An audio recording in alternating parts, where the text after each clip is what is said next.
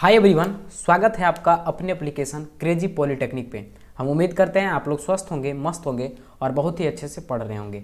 तो आज हम लोग जो फिफ्थ सेम का एक नया सब्जेक्ट है इंडस्ट्रियल ऑटोमेशन एंड कंट्रोल, उसका यूनिट फर्स्ट हमको पढ़ना था इंट्रोडक्शन टू इंडस्ट्रियल ऑटोमेशन। इसकी आज हम शुरुआत करने वाले हैं और इसमें हम लोग सबसे पहला टॉपिक को जानेंगे कि ऑटोमेशन क्या होता है, आखिरकार उसका यूज क्या है, नीड क्या है, उसके बारे में जानेंगे।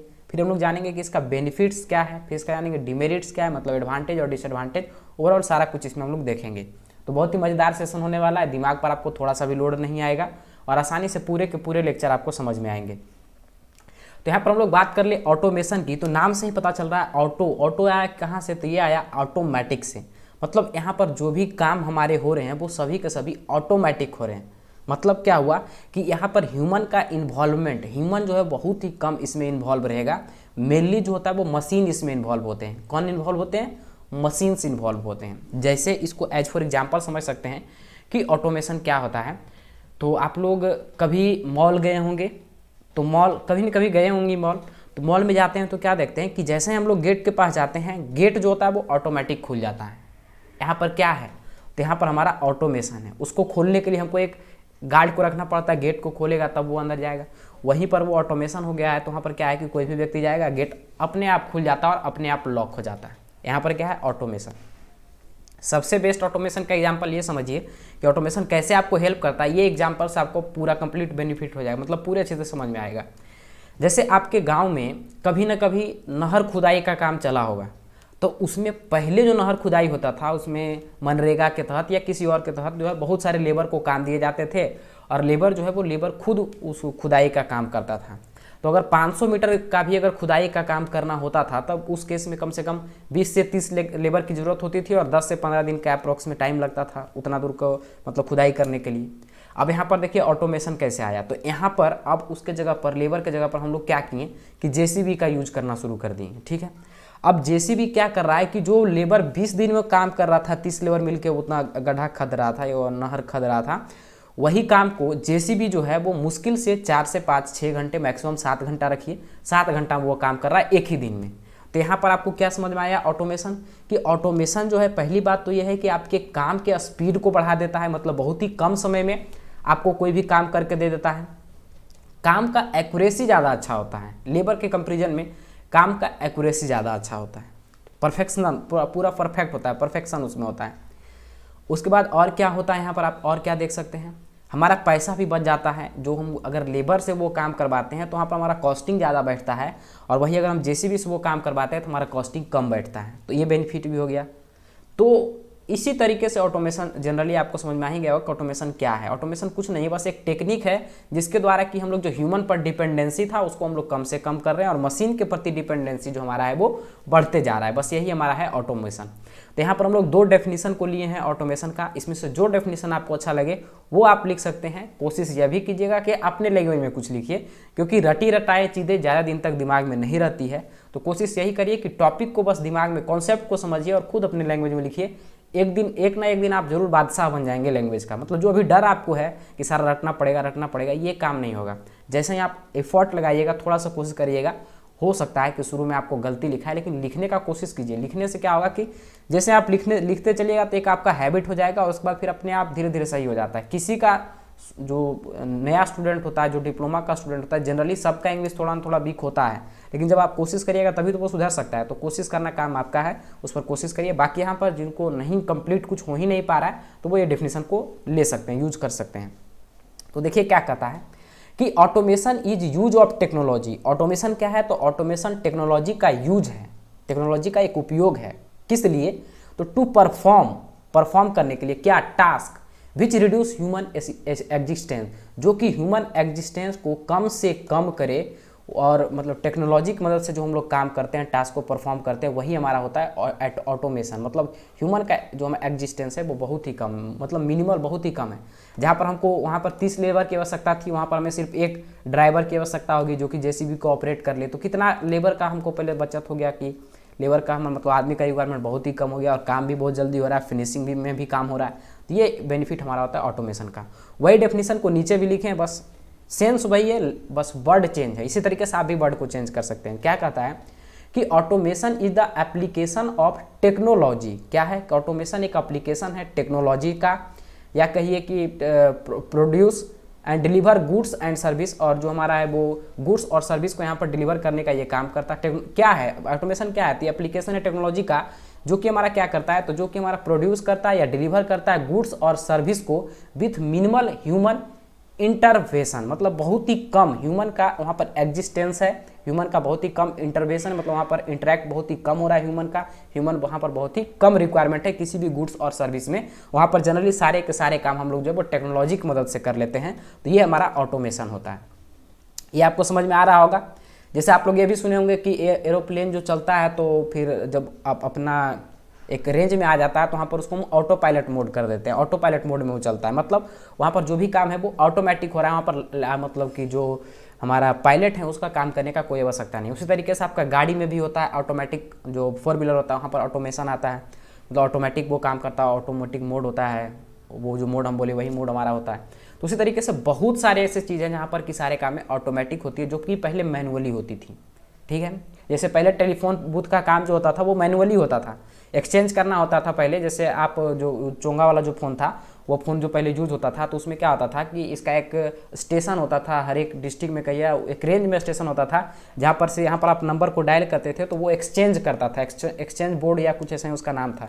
तो वहाँ पर क्या था, वहाँ पर बहुत सारे आदमी की रिक्वायरमेंट थी। अब क्या है कि टावर के थ्रू या फिर ऐसा ऑटोमेशन चीज़ कर दिया गया जिससे कि हमारे कहीं पर कोई एक्सचेंज करने की कोई आवश्यकता नहीं होती है, मतलब मैनुअली वो ऑटोमेटिक सारे काम होते हैं। ये आपको समझ में आ रहा होगा ऑटोमेशन क्या है, बहुत ही बेहतरीन वे में।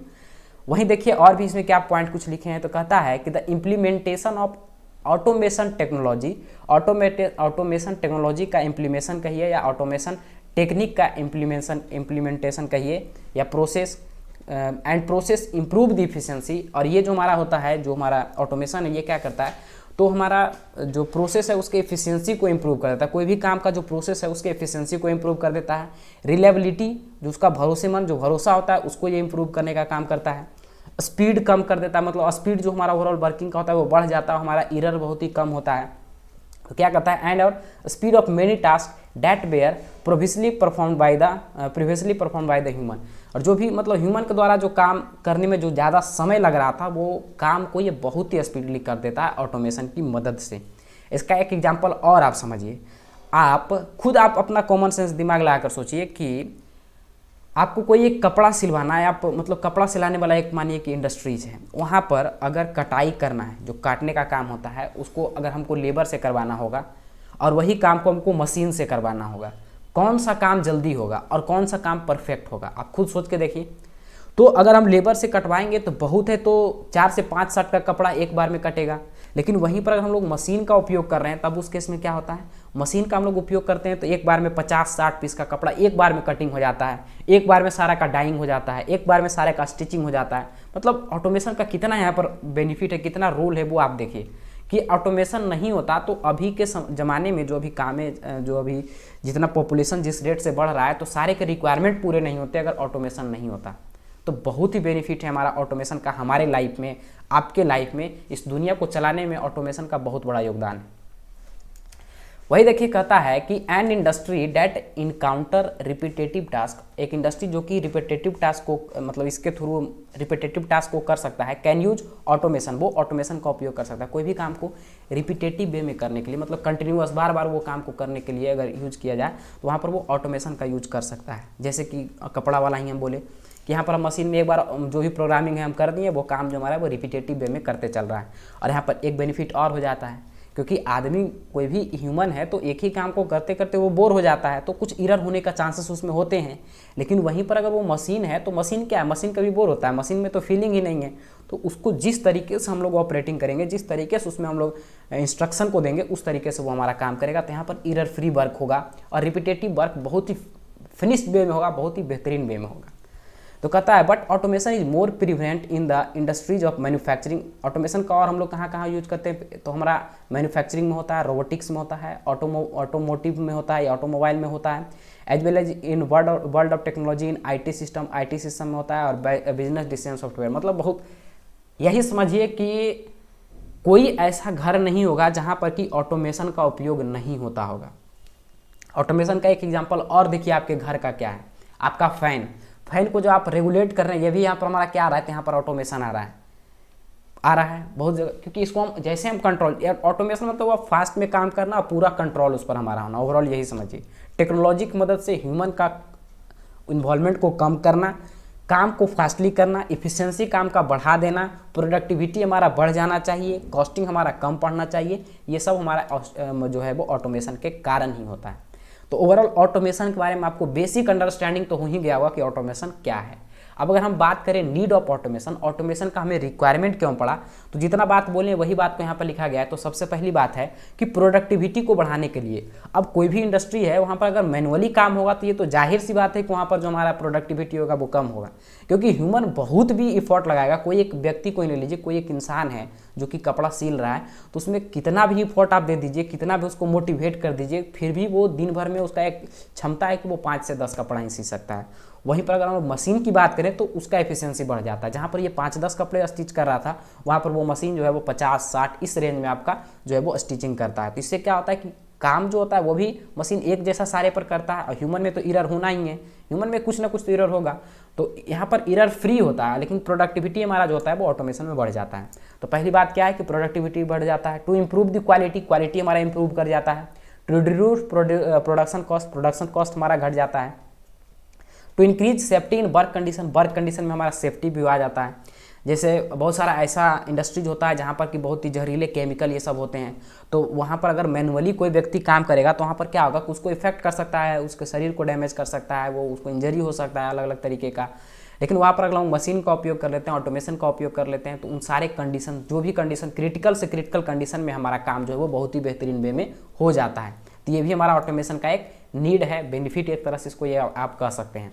उसके बाद कहता है to reduce the manufacturing time भी हमारा बच जाता है, जो कि आपको एग्जांपल में हम बताएं कि जो आपका जो घर आपके गांव के नहर का खुदाई होता है, उसमें अगर व्यक्ति काम करता है तो वहाँ पर 20 दिन 25 दिन का टाइम लगता था, और यहाँ पर 1 से 2 दिन में हमारा काम हो जाता है जेसीबी की मदद से। तो हमारा क्या है कि मैन्युफैक्चरिंग टाइम भी हमारा कम जाता है।